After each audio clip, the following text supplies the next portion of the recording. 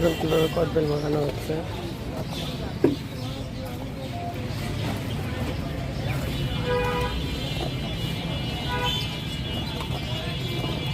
আমি অপেক্ষা করছে কদবেল খাওয়ার জন্য।